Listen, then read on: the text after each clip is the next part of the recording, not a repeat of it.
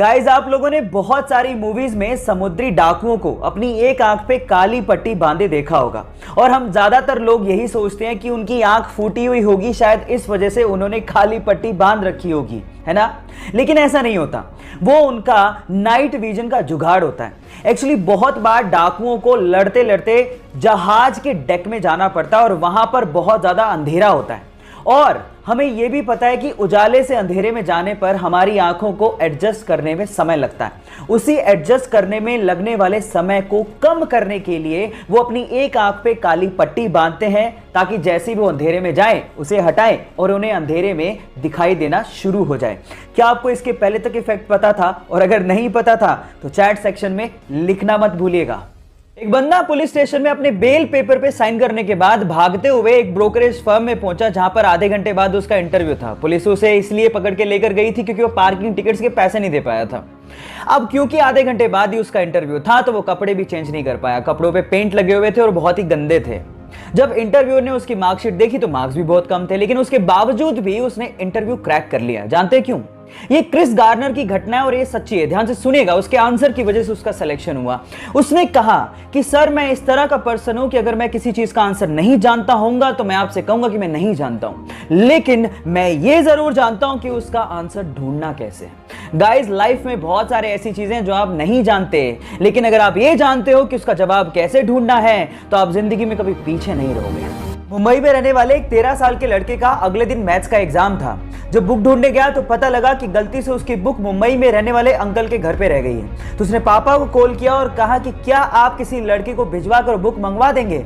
तो पापा ने कहा ये पॉसिबल नहीं है, सब बिजी हैं। तो फिर उसने कहा कि क्यों ना अंकल को कह दें आप कि वो कुरियर करवा दें। तो पापा हंसने लगे कि पहली बात तो सेम डे कोई कुरियर देगा नहीं और अगर देगा भी तो बहुत ज्यादा चार्ज करेगा जितने में तो तुम बुक खरीद लोगे।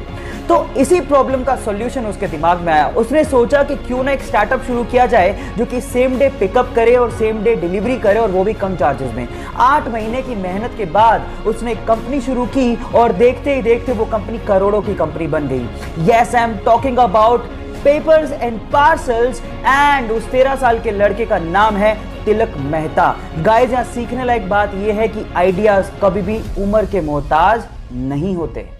अगर किसी होटल के रूम में या फिर किसी चेंजिंग रूम में हिडन कैमरा लगा हो तो वो हमारे लिए बहुत बड़ी मुसीबत बन सकता है। अब प्रॉब्लम यह है कि कैमरास इतने छोटे होते हैं कि हमारी नेकेड आई से हम इसे देख ही नहीं सकते।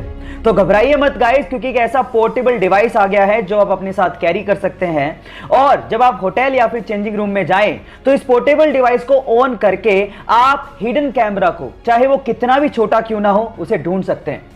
ये लेजर एलईडी टेक्निक पे काम करता है। जैसे आप इसे ऑन करते हैं और आंख पे लगाते हैं तो वो किसी भी हिडन कैमरा को ब्लिंक करता हुआ दिखा देता है।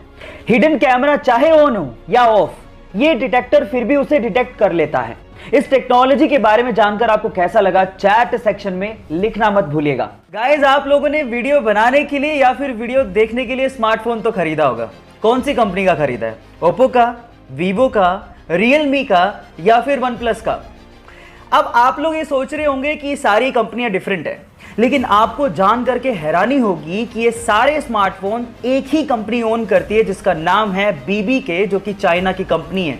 और आज के समय में ये वर्ल्ड की second largest smartphone manufacturing company है, जिसके CEO अलग हैं, जिनके ब्रांड एम्बेसडर अलग हैं, जिनकी मार्केटिंग स्ट्रेटेजी अलग है, लेकिन ओनर एक ही है जिसका नाम है डॉन योंग पिंग। है ना कमाल की बात? और मजे की बात यह है कि उसने सैमसंग और एप्पल जैसे ब्रांड्स की बैंड बजा दी है और आज के टाइम $14 बिलियन का मार्केट कैप्चर करके बैठी है। बात अजीब है लेकिन सच है। लेन रिचर्ड नामक एक ऑस्ट्रेलियन बंदे को रोड पे एक जोई यानी कि एक बेबी कंगारू अपने मां के शव के पास मिला। उसकी मां की मृत्यु कार एक्सीडेंट की वजह से हो गई थी। अब वो उसे अपने घर ले आया। उसने और उसकी फैमिली ने उस कंगारू को बड़े प्यार से पाला। उनकी प्रॉपर्टी में बने एक बड़े से फार्म में वो कंगारू खेलता रहता था। एक दिन लेन अपनी प्रॉपर्टी में घूम रहा था, तभी अचानक से एक पेड़ का तना उसके सर पे आके गिरा और वो वहीं बेहोश हो गया। तब वहां पर वो कंगारू भागता हुआ आया और तब तक चिल्लाता रहा जब तक उसकी फैमिली ने लेन को ढूंढ नहीं लिया। गाइस, ये बेजुबान जानवर वफादारी का कर्ज निभाना बहुत अच्छे से जानते हैं। आप लोगों ने मूवीज में सुपर हीरो को तो प्लेन को लैंड कराते हुए और पैसेंजर्स की जान बचाते हुए देखा होगा, लेकिन रियल लाइफ में भी एक ऐसा इंसिडेंट हो गया जो किसी मूवी के स्टंट से कम नहीं था।